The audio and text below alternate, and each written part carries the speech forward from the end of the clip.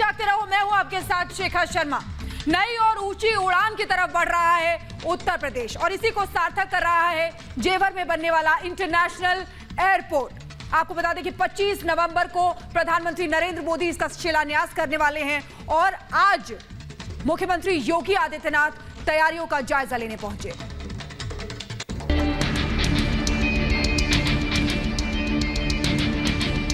नई उड़ान के लिए तैयार हो रहा है उत्तर प्रदेश और इस उड़ान को पंख लगाएगा नोएडा के पास जेवर में बन रहा विशाल अंतर्राष्ट्रीय एयरपोर्ट।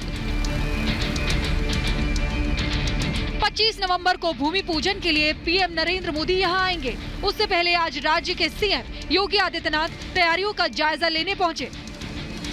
भूमि पूजन को लेकर तैयारियां जोर शोर से चल रही हैं। यूपी सरकार की तरफ से जेवर एयरपोर्ट के भूमि पूजन को भी भव्य बनाने की तैयारी है। नोएडा इंटरनेशनल एयरपोर्ट के निर्माण के साथ इसमें लगभग 34 से लेकर 35 हजार करोड़ रुपए का निवेश अकेले इस एयरपोर्ट पर होगा और 1 लाख से अधिक लोगों को नौकरी और रोजगार यहां पर उपलब्ध होंगे। इस खास कार्यक्रम के लिए करीब 12 लाख स्क्वायर फीट का टेंट बनाया गया है। करीब 2.5 लाख लोगों के जुटने की उम्मीद है। उत्तर प्रदेश के जो सीएम हैं योगी आदित्यनाथ वो यहाँ पर आए थे, जेवर एयरपोर्ट का निरीक्षण करके गए हैं। भूमि पूजन स्थल का खास तौर से उन्होंने जायजा लिया। जिस तरीके से ये पूरा एक भव्य आयोजन होना है, खुद प्रधानमंत्री मोदी 25 नवंबर को भूमि पूजन करेंगे। लेकिन सबसे बड़ी बात यह है कि ये एक भव्य आयोजन किया जा रहा है। 12 लाख स्क्वायर फीट का टेंट यहाँ पर लगाया गया है और 12 फीट ऊंचा स्टेज बनाया गया है जहाँ पर प्रधानमंत्री नरेंद्र मोदी करीब 2.5 लाख से ज्यादा लोगों को संबोधित करेंगे। यूपी का 5वां अंतर्राष्ट्रीय एयरपोर्ट, देश का सबसे बड़ा एयरपोर्ट, दुनिया का 4था सबसे बड़ा एयरपोर्ट। यह एयरपोर्ट बेहद विशाल बनाया जाएगा। यूपी में अभी लखनऊ और वाराणसी के अंतर्राष्ट्रीय एयरपोर्ट हैं, जबकि कुशीनगर का एयरपोर्ट तैयार हो गया है। अयोध्या में भी काम जारी है।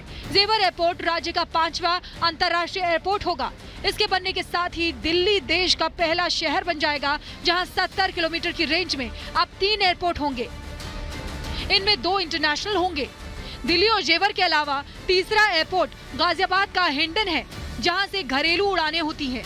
योगी सरकार ने इस एयरपोर्ट के लिए 5,845 हेक्टेयर की जमीन दे रखी है।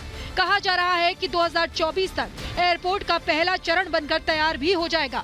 आपको जेवर एयरपोर्ट की खूबियां बताते हैं। बताया जा रहा है कि जेवर एयरपोर्ट के निर्माण में 29,650 करोड़ रुपए खर्च होंगे। यहां एक साथ 178 विमान खड़े हो सकेंगे। पहली फ्लाइट यहां से सितंबर 2024 में उड़ेगी। पहले चरण में यहां 2 यात्री टर्मिनल और 2 रनवे बनाए जाएंगे। बाद में यहां कुल 5 रनवे बनेंगे। डॉक्टर महेश चंद्र और हमारे क्षेत्र के जो उपरा के जो धीरेन्द्र सिंह विधायक जी हैं, इन्होंने हमारे क्षेत्र को इंटरनेशनल एयरपोर्ट को देकर बहुत सौगात दिया। हमारे क्षेत्र को बहुत अच्छा योगदान दिया है। क्या 20 साल से इसका एयरपोर्ट का इंतजार हो रहा था हमें। आज हमें योगी जी और मोदी जी की देन है। आज हमारे जेवर क्षेत्र में एक बहुत बड़ा विशाल एयरपोर्ट बनना चाह रहा है। जेवर एयरपोर्ट बन जाने से दिल्ली एयरपोर्ट का एयर ट्रैफिक लोड कम हो जाएगा।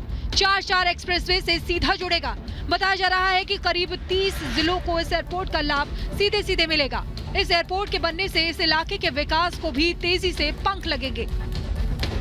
Bureau report, Republic Bharat. Delhi के सीएम अरविंद केजरीवाल और आम आदमी पार्टी ने पंजाब को लेकर अपनी कमर कस ली है। अरविंद केजरीवाल खुद ही अलग अलग जगहों पर जा रहे हैं, लेकिन उनके निशाने पे इस बार पंजाब के सीएम चरणजीत सिंह चन्नी हैं। अरविंद केजरीवाल का कहना है कि जो वायदे पंजाब की जनता से वो खुद करके आते हैं, 1 से 2 दिन बाद चरणजीत सिंह चन्नी भी उन्हीं वायदों को रिपीट कर देते हैं।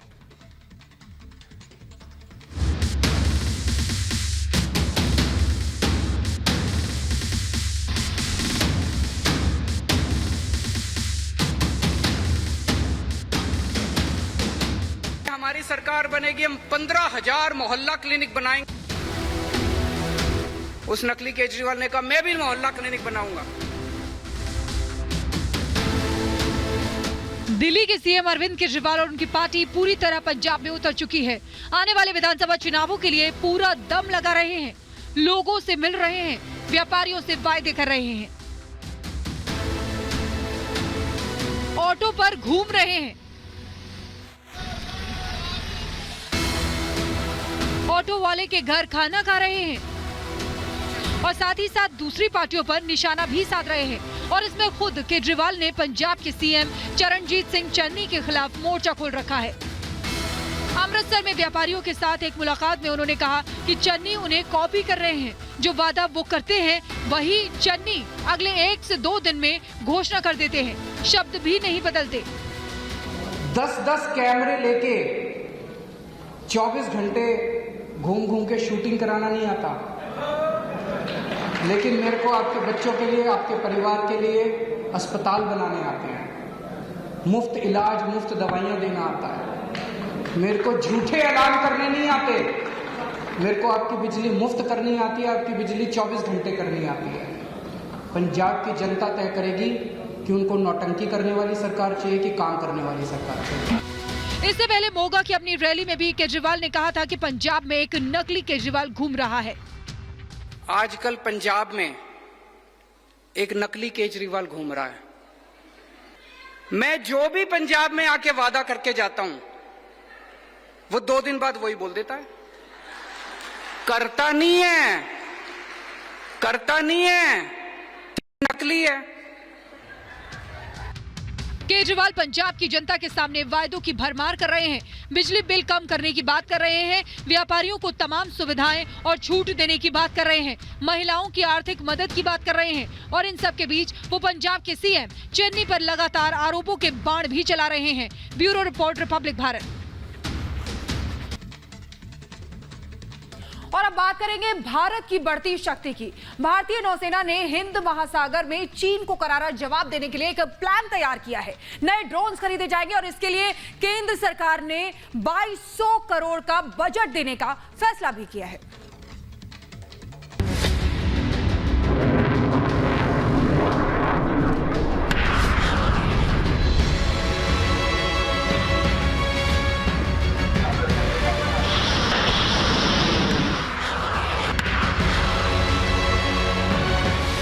की ताकत और बढ़ेगी,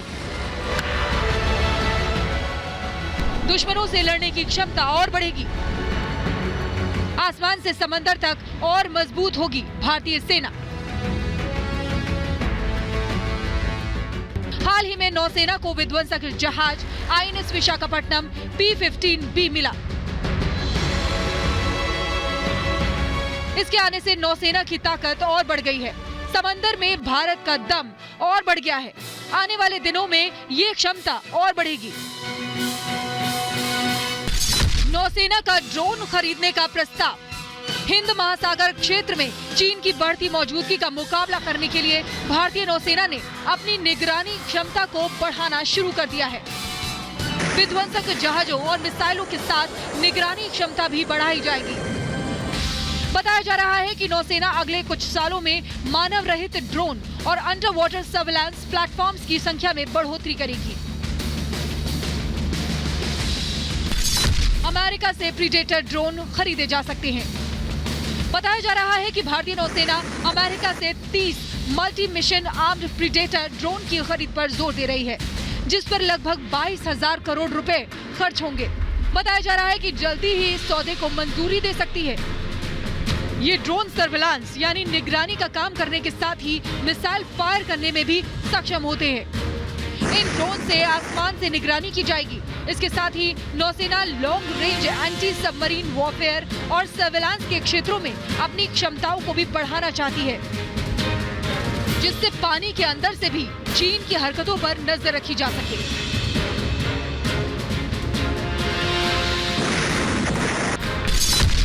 वायुसेना को मिलेगा GSAT-7C।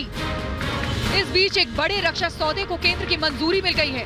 इसके तहत वायुसेना के लिए खरीदा जाएगा GSAT-7C संचार उपग्रह। इसके लिए 2000 236 करोड़ के सौदे को रक्षा मंत्री राजनाथ सिंह की अध्यक्षता में हुई एक बैठक में मंजूरी दे दी गई है। सबसे बड़ी बात यह है कि इस संचार उपग्रह का डिजाइन, विकास और लॉन्चिंग भारत में ही किया जाएगा। Bureau report, Republic Bharat.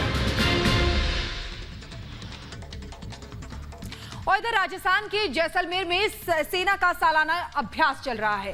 Pokhran range में चल रहे इस अभ्यास में वायुसेना भी साथ है और इस अभ्यास के जरिए दुश्मन को सीधे सीधे ये संदेश दिया जा रहा है कि उनके नापाक इरादों का खात्मा करने के लिए हम तैयार हैं।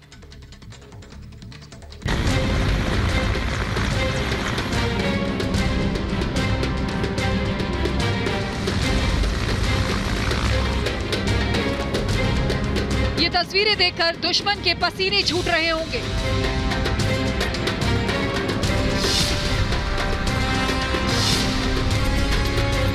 पाकिस्तान हो या चीन, भारतीय सेना दुश्मन का सफाया कैसे करेगी, ये उसकी झांकी है। दुश्मन को कैसे हराया जाएगा, ये इसका अभ्यास है।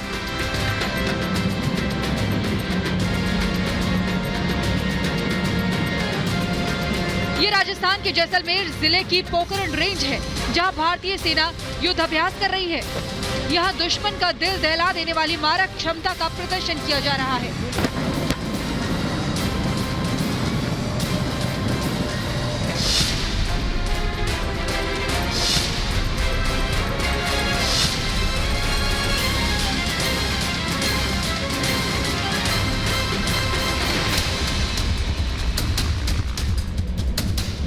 इस युद्धाभ्यास में आर्टिफिशियल इंटेलिजेंस युक्त हथियारों के साथ ड्रोन भी शामिल है। एयरफोर्स के हेलीकॉप्टर और लड़ाकू विमानों के साथ युद्ध जैसे हालात तैयार करके अभ्यास किया जा रहा है। यहाँ दुश्मनों के ठिकानों के मॉडल बनाए गए हैं, जिन्हें बर्बाद करने का अभ्यास चल रहा है। टैंक और तोपों के गोलों से इलाका गूंज रहा है।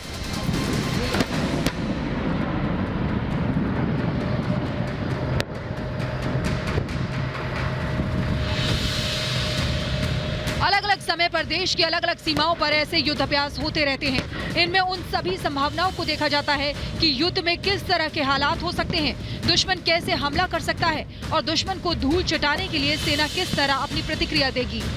ये सारी बातें इन युद्धाभ्यासों में देखी जाती हैं। बताया जा रहा है कि सैन्य अभ्यास के आखिरी दिन रक्षा मंत्री राजनाथ सिंह और army chief general MM Naravane भी जैसलमेर जाएंगे।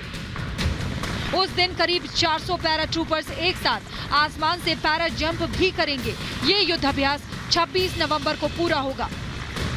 Bureau report, Republic Bharat.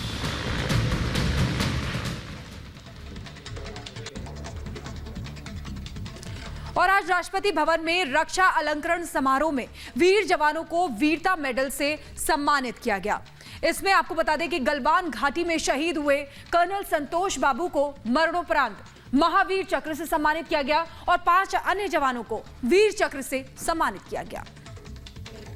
मुकाबला करते हुए असाधारण वीरता के लिए महावीर चक्र कर्नल पिकुमाला संतोष बाबू 16th बटालियन बिहार रेजिमेंट।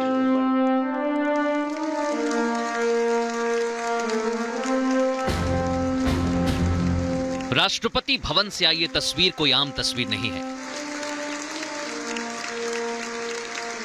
ये सम्मान है उस वीरता का जिसने हर भारतीय का सीना गर्व से चौड़ा किया। 16 बिहार के कमांडिंग ऑफिसर के पद पर तैनात कर्नल पिकुमाला संतोष बाबू को शत्रु का सामना करने के लिए एक प्रेक्षण चौकी स्थापित करने का। ये सम्मान है उस वीर सपूत का जिसने राष्ट्र की रक्षा के लिए अपने प्राण न्यौछावर कर दिए।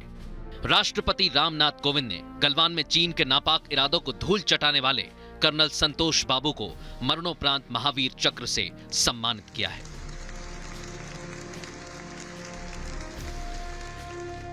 लद्दाख की गलवान घाटी में कर्नल संतोष बाबू के साथ चीनी सैनिकों से लोहा लेने वाले 4 सैनिकों को भी उनकी वीरता के लिए सम्मानित किया गया है। कर्नल संतोष बाबू के ना होने का दुख तो परिवार को है, लेकिन उनकी वीरता पर भारत के साथ परिवार को भी गर्व है। इसके साथ ही जिन 4 सैनिकों को मरणोपरांत वीर चक्र दिया गया, उनमें 16 बिहार रेजिमेंट से नायब सूबेदार नूदुराम सोरेन, 81 फील्ड रेजिमेंट से हवलदार के Pilani, army medical course 16 Bihar से नायक दीपक कुमार, 3 पंजाब से सिपाही गुरजीत सिंह शामिल है। इस साल गणतंत्र दिवस की पूर्व संध्या पर इन पुरस्कारों की घोषणा की गई थी। Bureau report, Republic Bharat. और अब बात करते हैं इमरान और तालिबान की, जिनकी दोस्ती का एक और सबूत सामने आया है। ये तो पहले ही साफ था कि जब अफगानिस्तान पर तालिबान ने कब्जा किया था तो पाकिस्तान बेहद खुश था, और अब यह भी खबर सामने आ रही है कि तालिबान अफगानिस्तान से वो बख्तरबंद गाड़ियां और हथियार पाकिस्तान पहुंचा रहा है जो अमेरिका छोड़कर गया था। इसके जो वीडियोस हैं वो अफगानी पत्रकारों ने शेयर किए हैं।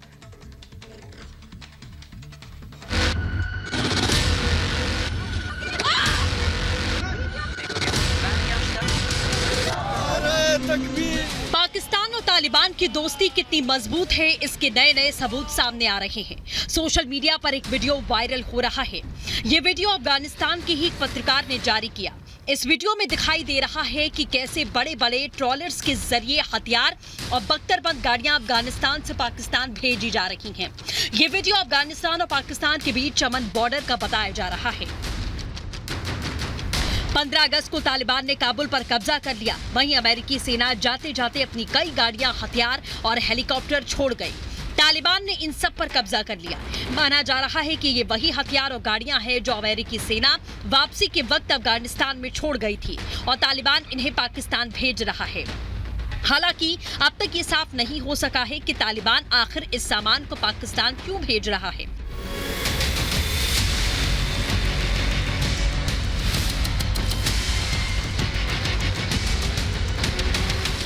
सवाल ये है कि क्या इनका इस्तेमाल पाकिस्तान सेना करेगी? क्या तालिबान ने इन्हें पाकिस्तान को बेच दिया है या फिर इन्हें सही करवाने के लिए भेजा गया है?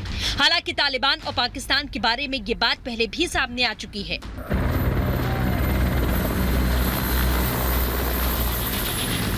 ये पहले भी कहा गया है कि तालिबान और पाकिस्तानी सेना अमेरिकी हथियारों और दूसरे सैन्य उपकरणों का गलत फायदा उठा सकते हैं। तालिबानी फिलहाल जिन हथियारों और उपकरणों का उपयोग कर रहे हैं उनमें से ज्यादातर वो हैं जो अमेरिका ने पूर्व अफगान सरकार को सप्लाई किए थे। करीब 28 अरब डॉलर से ज्यादा के ये सामान थे। तालिबान ने देश पर कब्जे के साथ इन सब पर भी कब्जा कर लिया। पाकिस्तान सरकार पर यह हमेशा आरोप लगे हैं कि अफगानिस्तान पर कब्जा करवाने में उसने तालिबान का जमकर साथ दिया। तालिबान की अंतरिम सरकार बनवाने में भी पाकिस्तान ने मदद की। इसका ही नतीजा था कि पाकिस्तान समर्थित हक्कानी नेटवर्क काफी शक्तिशाली बनकर उभरा। यह आशंका पहले से जताई जा रही है कि पाकिस्तान तालिबान से उन हथियारों और गाड़ियों को ले सकता है जो तालिबान ने अपने कब्जे में ले ली है। इनका प्रयोग पाकिस्तान भारत के खिलाफ कर सकता है। Bureau report, Republic Bharat.